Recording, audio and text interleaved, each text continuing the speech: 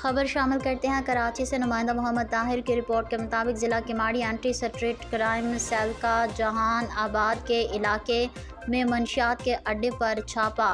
Lyari gang war commander بنام Abdul Samad 3 ساتھیوں سمیت گرفتار۔ ملزمان کے قبضے سے اسلحہ و بھاری مقدار میں منشیات برآمد کر لی گئی۔